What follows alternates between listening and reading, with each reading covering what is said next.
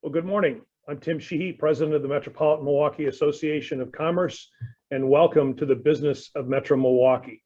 This monthly webinar puts a spotlight on the challenges and opportunities we face in sustaining and growing the region's prosperity.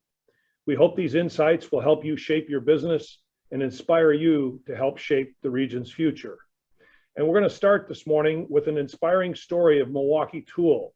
We'll be joined in the front half of the hour by Steve Richman, Group President for Milwaukee Tool. We'll get his insights on developing innovative culture and how it drives growth.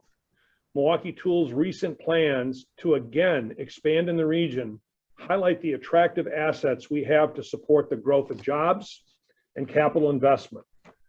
Following our discussion with Steve, we will be joined again by Dr. John Raymond, President of the Medical College of Wisconsin, for his perspective looking ahead as Wisconsin vaccinations reach 43% of Wisconsin residents, offices welcome back employees, and summer travel kicks into gear. But first, a word from our program's sponsor, United Healthcare. United Healthcare has partnered with MMAC to make it easier for employers with 5 to 99 employees to find a health plan that works for your employees and for your bottom line. When you work with an MMAC affiliated broker, you'll receive discounted rates on United Healthcare's All Savers health plans. Plus, you have the option to add other United Healthcare plans to your employee benefit package, such as specialty plans and supplemental financial protection plans. So find out what's up with over 300 companies and their 11,000 covered lives and why they joined this program by contacting your MMAC broker or visit MMAC.org to learn more. And finally, the deadline to apply for MMAC's Focus on the Future Awards is this Friday, June 11th.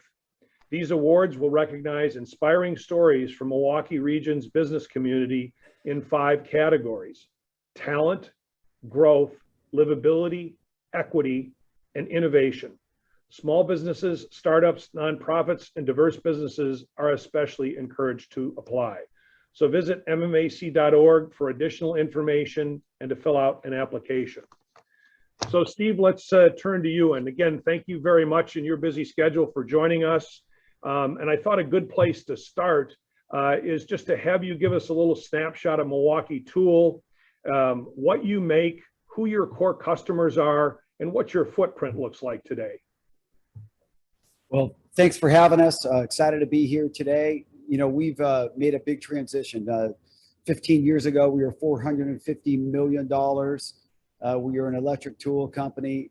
We were not relevant to users. We clearly could not recruit, retain, and invest in the best people. And we were not the kind of company we are today. Fast forward, you know, we're really a company that's driven around our culture. And we really created a culture many years ago that was the foundation of who we are, and the 2 bookends of our success are culture and people. That sets the foundation for today and for the future, clearly. And I can talk about culture all day long because it's so important and is the ingredient for Milwaukee Tool. In terms of who we are today, we finished last year for $5 billion globally. We hit our goal, which was $5 billion in 2020. We've grown for the past 12 years over 20% per year. We are a company that is not a tool company. We don't view ourselves as a tool company. You know, we kind of use the parallel between Blockbuster and Netflix. And if you think about that Blockbuster situation, at the height of their stock, their CEO said, we're a brick and mortar retailer delivering tapes and candy and food. And then this small little company came up called Netflix. And as they first started delivering CDs, they said, we're an entertainment company. And that's who we are. So our mantra is we are a solution provider towards our core trades, driving productivity and safety on the job. We are throughout the world in any society, in any market where people care about productivity and safety on the job, or parts of those markets where they participate in those arenas. That has allowed us to go from that electric tool company to the leader in cordless technology in the world. And that cordless technology is in power tools. It's in vacuum cleaners on the job site. It's in lighting on the job site. It's in pneumatics on the job site. It has transitioned from gas to cordless power tools or cordless equipment today. In addition to that, we participate in power tool accessories, which is extremely important to us in offering all of the accessories to fit the tools and drive productivity on the job. From a hand tool safety and storage perspective, we are a hand tool player that provides the hand tools to recognize what that user needs. Safety equipment, including N95 masks that we'll be soon producing along with our new hand tool factory in West Bend, a complete startup that we're extremely excited about. And then Pack Out, our modular storage system that provides solutions.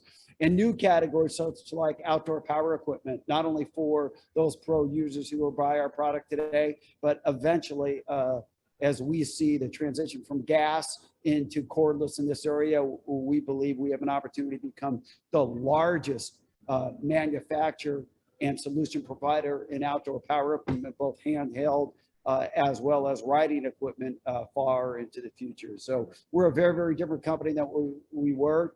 Our core users started with mechanical, electrical, and plumbing end users, kind of our foundation in post-World War II, and has gone from there to really remodeling end users, residential end users who are electrical, plumbing, mechanical, commercial end users in those same array, as well as HVAC end users, general contractors, utility workers who are clearly part of our core, carpenters who are part of our core. Anywhere where we can drive productivity and safety on the job is who we are as a company and as a business and as a solution provider.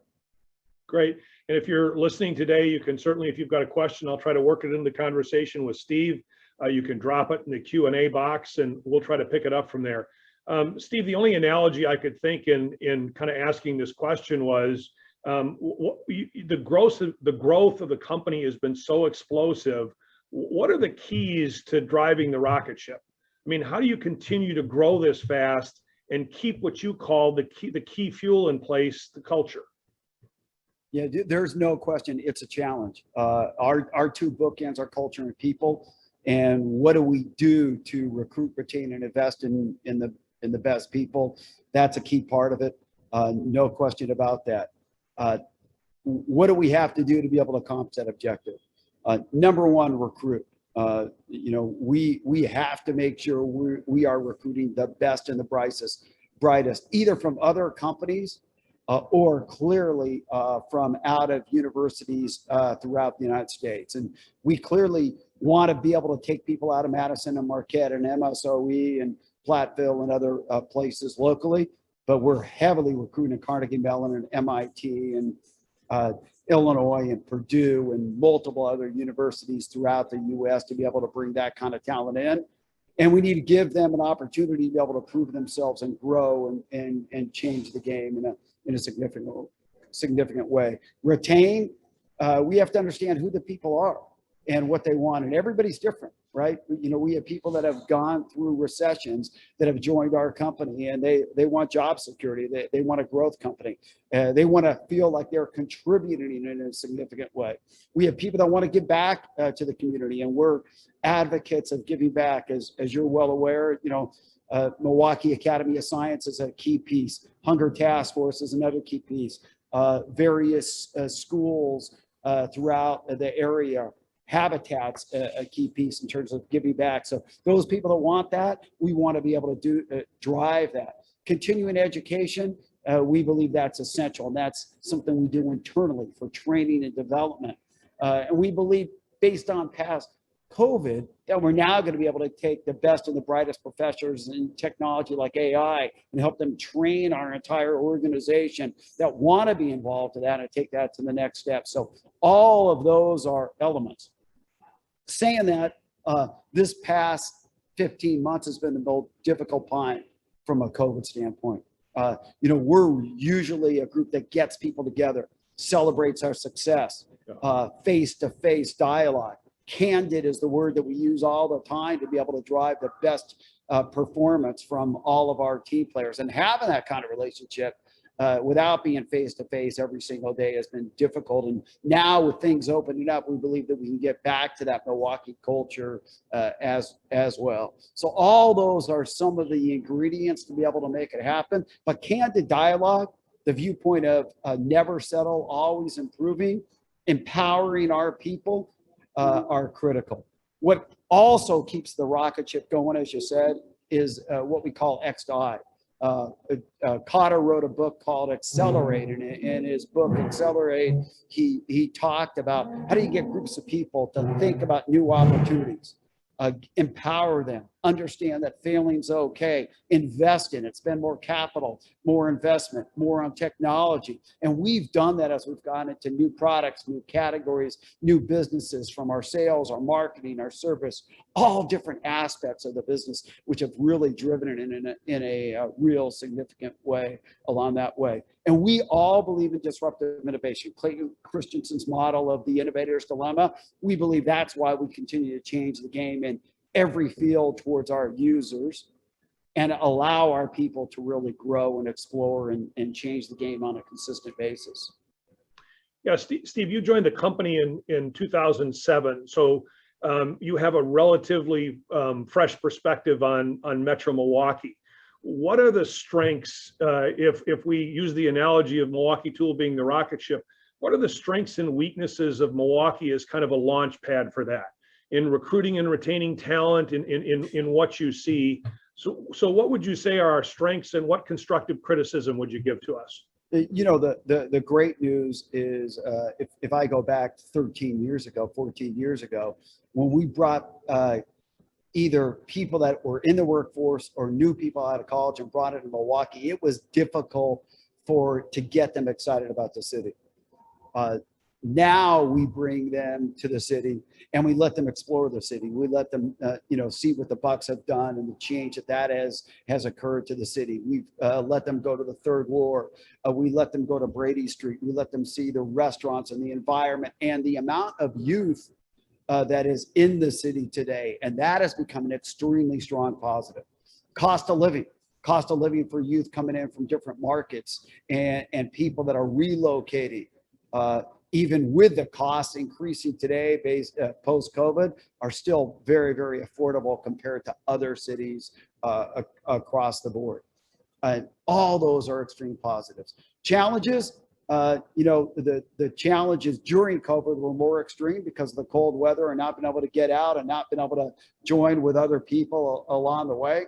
But our biggest challenge is attracting more and more people to understand the benefits of Milwaukee from the lake, the benefits of Milwaukee that are here, and recruiting the number of people from a technology viewpoint that we need to really be successful.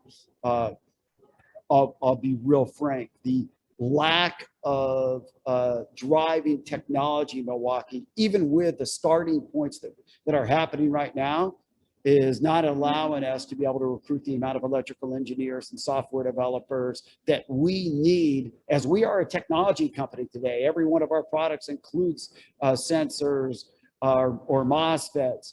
And if we don't have that, along with our lithium batteries, that we can't drive where we need to go to the fullest. So driving technology and the ownership of technology and the understanding how important that it is to Milwaukee and to Wisconsin from our university level that MSOE gets and Marquette's starting to get, and Madison is there but not at the top, really needs to improve for us to be able to get the kind of talent that we need at Milwaukee Tool.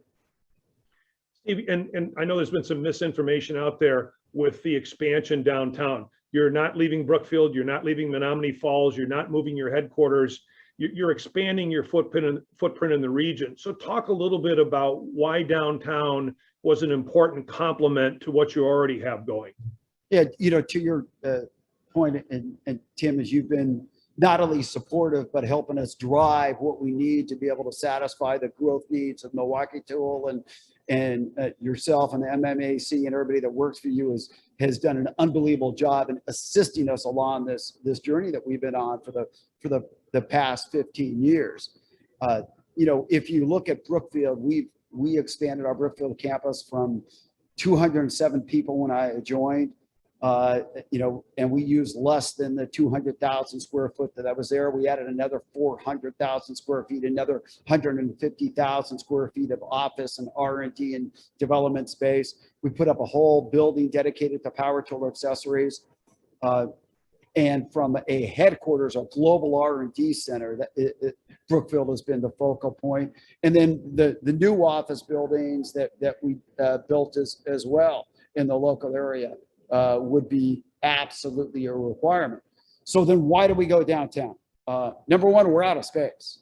We're completely out of space. We have 650 job openings right now at Milwaukee Tool that we're trying to fill.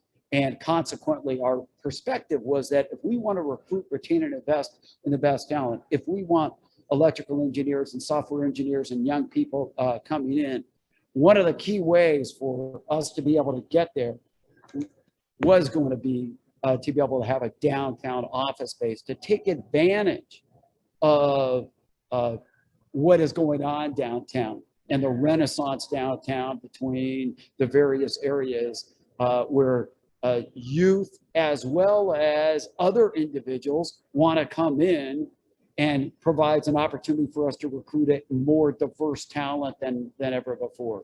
And that's a significant opportunity, and we're clearly excited about that. And I'll tell you, our teams are extremely excited about the opportunity about adding downtown on top of that.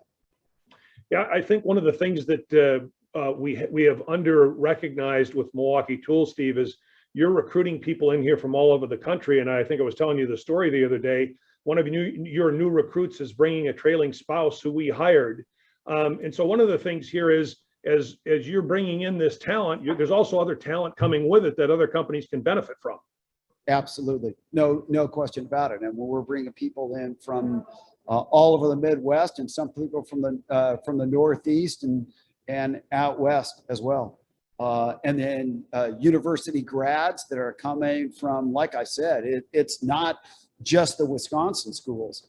It's the schools throughout the Midwest, some from the Northeast along the way. And we're excited about those opportunities as well. And it's all about talent for us. There's no way, unless we have the best people, can we align that with the culture that we need to be able to continue to grow.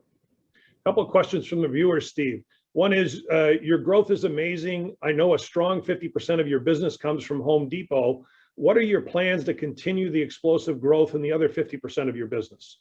Yeah, let me say it this way. On a global basis, less than 50% of our business is Home Depot. Home Depot is a great strategic partner. We have a lot of great strategic partners like Do It Best, who is actually in our headquarters today. Other players like Grainger and Fastenal and Colony Hardware and Ram Tool, and you could go on and on about Ferguson Supply and all of those others. What we say is there are certain players that we have not partnered with. We walked away from Amazon.com, we walked away from True Value, we walked away from Lowe's and Menards, and we didn't believe they were great strategic partners like the other players that we have today. And it's our perspective that we need to focus on users, deliver what they need to drive productivity and safety on the job, and align with partners that will allow us to continue to grow and flourish, not only in the US, not only in Canada, down in Mexico, down in various parts of Latin America, in Australia, where our business continues to explode, in Japan, that we're entering for the first time, actually, this year. EMEA, with our European business, has absolutely exploded, not last year, but over the past 10 years. And we are doubling down and investing there. So we are a global footprint from Milwaukee overall. And that's critical to our long-term future and success. Another question about the MX Fuel line. Did it have competition, or did you invent the market space? And what are some of the highlights of the market discovery and development process? Yes, MX Fuel was, one of those X to I's, excel to invest, where we said that we can either wait or we're going to have to lead. And our viewpoint here was that we were going to lead the revolution to drive technology to be able to say we're going to turn gas equipment into cordless equipment on-site the job site. And the response has been overwhelming. And we're investing more and more in the platform every single day. Great examples, some of the shocking examples is we have a cordless cutoff saw that you would see as gas powered only in the past. Well, what has happened is throughout the world, we have firemen and workers that are out there and that are doing rescue applications. And it turns out that they view this product as the best of the best. It doesn't matter if it's in Taiwan, Japan, Korea, Germany, the UK, South Carolina, or Wisconsin. And it's really created some excitement around the product on top of the job site opportunities for each of the category as well. Fantastic. So talk about this because you referenced it a little bit, Steve. What's the biggest positive and the biggest negative on your business from COVID, from that experience? Biggest positive is our understanding on how we're going to be able to leverage technology to communicate and train and develop very, very differently. So we're working on a pilot right now where we have Jeremy Ebner and Melissa Caldwell heading up, one from our engineering team and another one from our training and development and leadership team. And they're working on a pilot to say, okay, how can we get the best professors, the best teachers, the best educators on AI in the world, and get them to be able to train the people in our engineering, development, marketing, all those different areas, and do it through a Teams environment where we'll create a 6 and a 12 and a 24-month curriculum along the way. So areas where we always said we want to change the game from an educational standpoint for our people, we're now going to be able to do that. And we would have never got there this quickly if it wasn't for COVID. So that was clearly the big positive. The biggest negative is, how do you celebrate success? And we were trying to do it all kinds of aspects of doing it. And you can finally see it today inside the building where people are coming together and we're actually next week's the first food trucks that we're going back to delivered at Milwaukee Tool, which, this time of the year was an institution for us on a consistent basis. So being able to celebrate success was actually getting people together and getting people to have that kind of a dialogue in that way was not what we usually wanted it to be. The second piece was our outside in philosophy. Our viewpoint was one of the reasons we were able to win is that we're different than our competitors and we're different than the rest of the industry. And that's that we believe that if we were on the job site, understood what those pain points were, understood from our concept people, our engineering, our marketing people, and they understood and they could see visually what those pain points were, that we could create radical disruptive solutions for that. And getting on those sites during COVID has been extremely difficult and extremely challenging. And now with that opening up, we're able to take that to the next level again.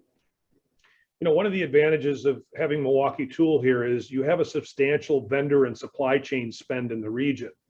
But the other part that's been very impactful for Milwaukee, Steve, and I want to know your thoughts on how you see this returning and when it will return is you brought in thousands of guests, customers to fill hotel rooms and come here and see that. When do you see that returning and do you see that returning to the same degree that it was? Well, yeah, today was the first customer we've had since COVID. Wow. So the teams are ecstatic over it. And they stayed downtown. We went to, our favorite restaurant, as you're well aware. Yes.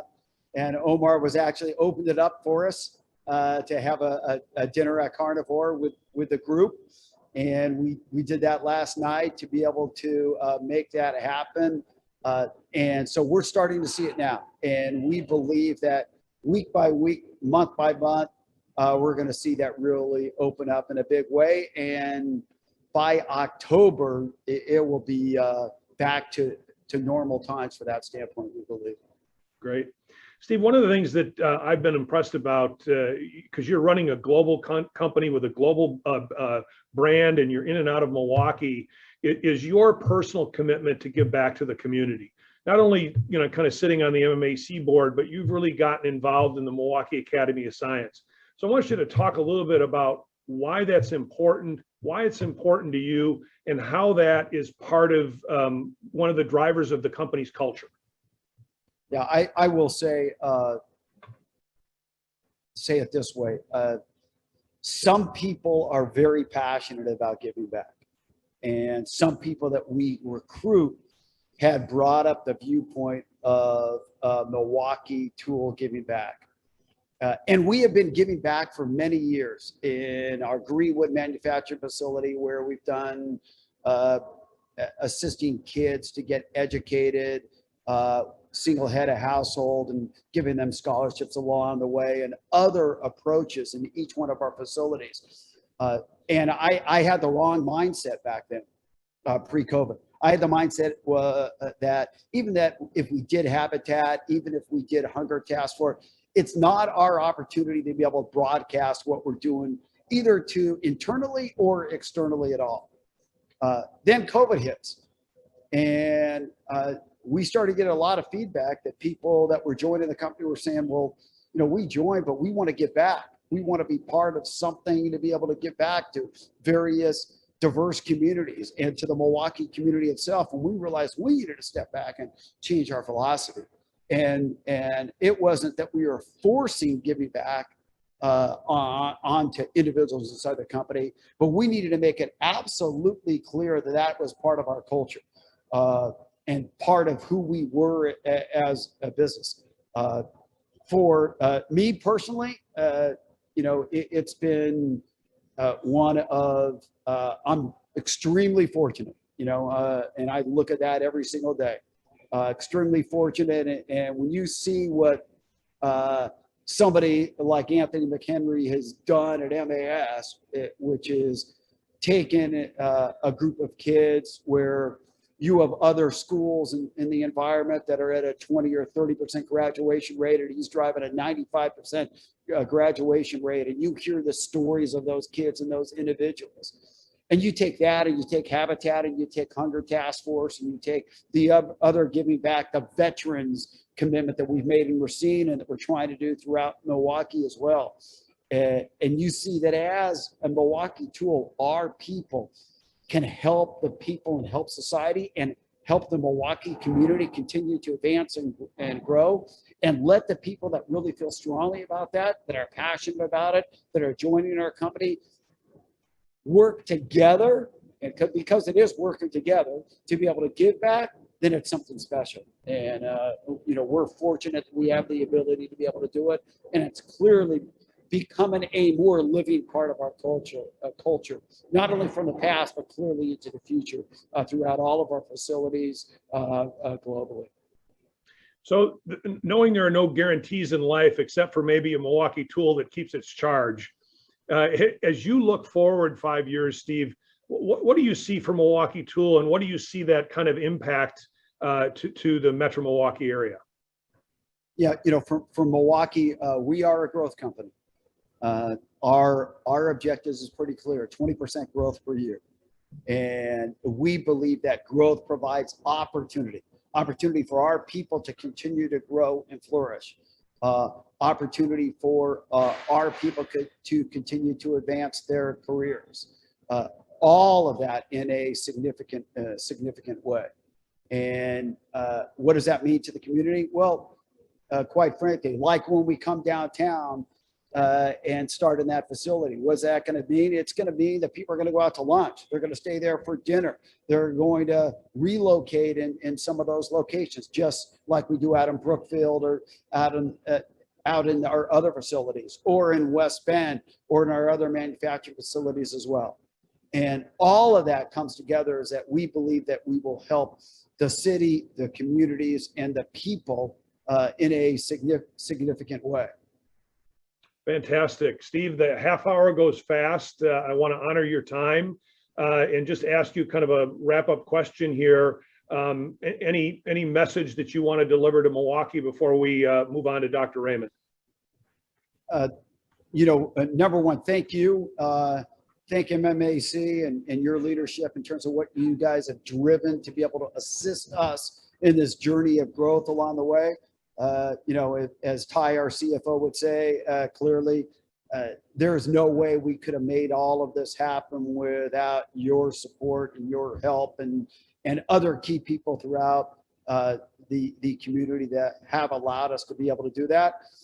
Lastly, our ability to be able to have the best talent in Wisconsin and in Milwaukee is absolutely essential for the future of Milwaukee, and how we accomplish that together, especially on the technical and the innovation side, is absolutely critical to our success today and for the next 5, 10, 15, 20 years down the road.